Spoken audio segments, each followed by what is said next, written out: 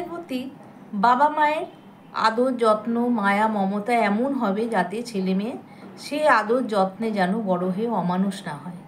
এই প্রসঙ্গে একটি অসাধারণ গল্প আজকে আমি তোমাদের কাছে শেয়ার করছি।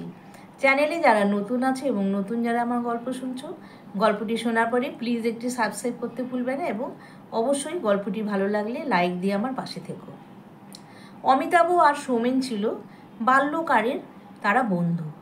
ছোটোর থেকে তাদের বন্ধুত্ব ছিল ভীষণ।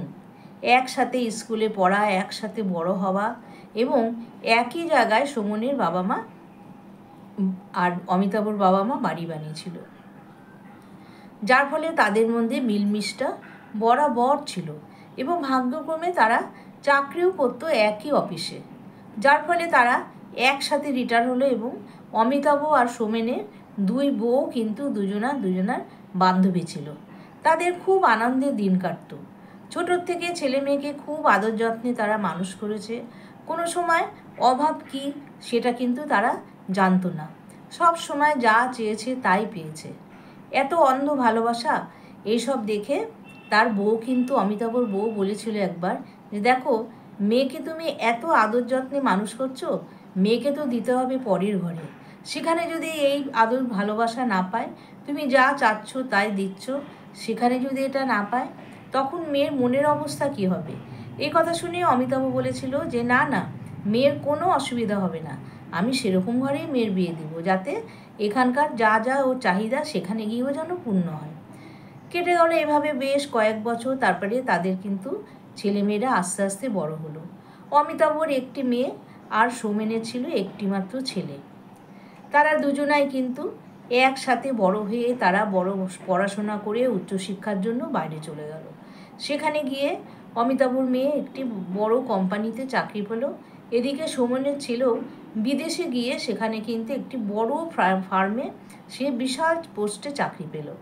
চাকরি মানে কি, সেখানে কিন্তু সময়টাকে তারা বুঝতে দিত না কোম্পানি, কারণ জীবনের অর্ধেক সময় তারা কেড়ে নিত।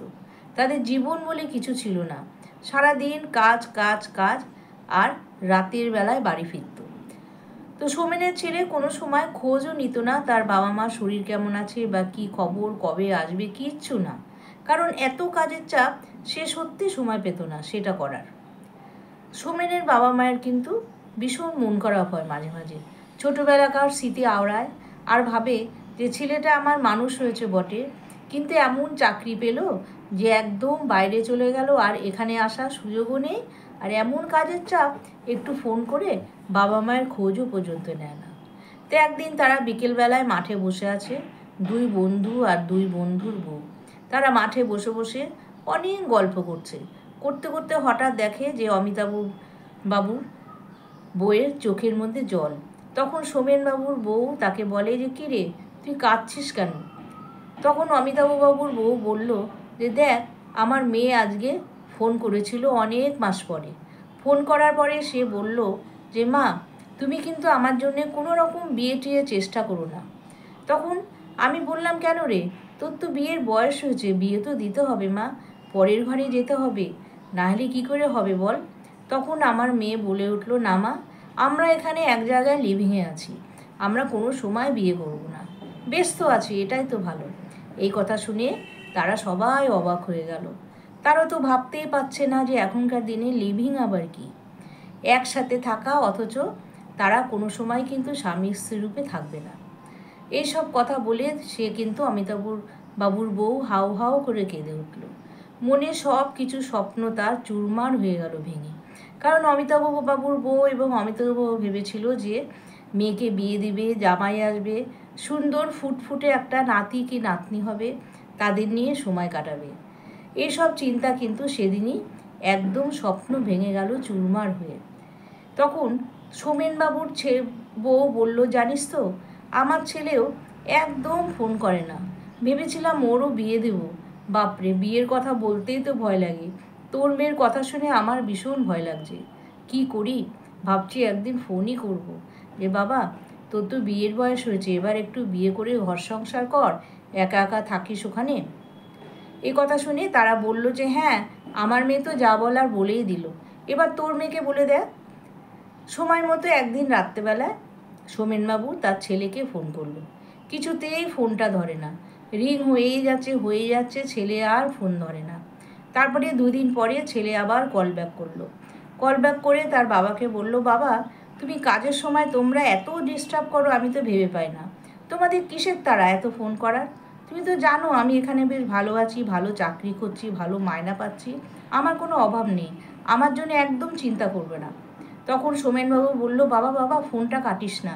মা দৌড়ে এসে রিসিভারটা হাতে নিয়ে বলল, বাবা ফোনটা কাটিস না বাবা, কতদিন পরে তোর গলার আওয়াজ পেলাম, একটি কথা বলি শুনবি বাবা।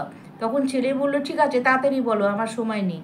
তখন তার বউ বলল যে, শোনা তোর তো বয়স হচ্ছে বাবা, তুই বিদেশে একা একা থাকিস, একটা বিয়ের ব্যবস্থা করি। তখন ছেলে বলল, বেশ তো বিয়ে দাও আমার, কিন্তু সেরকম মেয়ে নেবে, সেরকম ঘরোয়া মেয়ে কিন্তু আমি বিয়ে করব না, যারা পার্টি করতে পারে, নাচতে পারে, ড্রিঙ্কস করতে পারে, এরকম টাইপের মেয়ে আমার দরকার। এই কথা শুনে রিসিভারটা হাত থেকে পড়ে গিয়ে অমিতাভ সোমেনবাবুর বউ কিন্তু প্রায় বিছানার মধ্যে ধপাস করে পড়ে গেল। কিন্তু সোমেনবাবু কিন্তু হারার মতো লোক না, তিনি আবার রিসিভারটা তুলে বলল, বেশ তো সেরকম মেয়েই তোর জন্যে দেখব। তারপরে শুরু হলো তাদের মেয়ে খোঁজাখুঁজির পালা। খুঁজতে খুঁজতে পেয়েও গেল সেরকম একটি মেয়ে, যে মেয়ের সাথে তার ছেলের বিয়ে দেওয়া হলো। কিন্তু বিয়ের পরে এমন হলো, সেই যে তারা বিয়ে হয়ে চলে গেল বিদেশে, আর একটি বাড়ির জন্য তারা বাবা মায়ের খোঁজ নেয় না। এদিকে অমিতাভবাবুর প্রচুর বয়স হয়ে গেছে, তার বউয়েরও বয়স হয়ে গেছে, এমনকি সোমেনবাবুর বউ, তার সোমেনবাবু সবারই বয়স হয়ে গেছে, কে কাকে দেখে। কিন্তু না আসে ছেলে, না আসে মেয়ে। তারা দিন গুনে আর সারা দিন অপেক্ষা করে, হয়তোবা একবার অন্তত আমার ছেলে কিংবা আমার মেয়ে আসবে। এই অপেক্ষা করতে করতে একবার কোন সময় টুক করে এক বাড়ির একজনা মারা গেল, ব্যাস একজনা সংখ্যা কমে গেল। কিন্তু সেই মারা যাওয়ার পরেও ফোন করে তাদের কাউকে আসার সুযোগ তারা দিল না। সে ডেড বডি তারা একা একাই কিন্তু দাহ করলো পাড়ার লোকজন নিয়ে। তাই বন্ধুরা, এই গল্পে কিন্তু আমরা এটাই বুঝি, এখনকার ছেলে মেয়েদের মানুষ করতে হবে এমনভাবে যাতে তারা সব কিছু করতে পারে। এরকম মনোভাব যেন কখনো না হয় যে বড় হয়ে চাকরি করব, বাইরে যাব, বাবা মায়ের শখ পূরণ করব না, এটা যেন না হয়। এখনকার দিনে কিন্তু এটাই কালচার, এটা না করলে সবার জীবন যেন বৃথা হয়ে যায় ছেলে মেয়েদের। আর বাবা মাদেরও বলছি প্রত্যেককে, ছেলে মেয়েকে এমনভাবে মানুষ করতে হবে যাতে নিজেদের মনটাকে শক্ত করে রাখতে হয়, কারণ এখনকার কালচারই এটা। সেটা মেনে নিয়ে কিন্তু ছেলে মেয়েদের মানুষ করতে হবে, ভালোবেসে বড় করতে হবে। ভালোবাসা যাতে এমন না হয়, এমন অন্ধ না হয়, যাতে কিন্তু সারা জীবন কষ্ট পেতে হয়। তাহলে বন্ধুরা, আজকে আমার গল্পটা কেমন লাগলো তোমরা প্রত্যেকে কমেন্ট বক্সে জানাবে এবং খুব বেশি করে শেয়ার করে দেবে, যাতে কারোর মনে অন্তত আমি জাগাতে পারি এই মনোভাবটা। তাহলে আজকে আমি আসি, টাটা।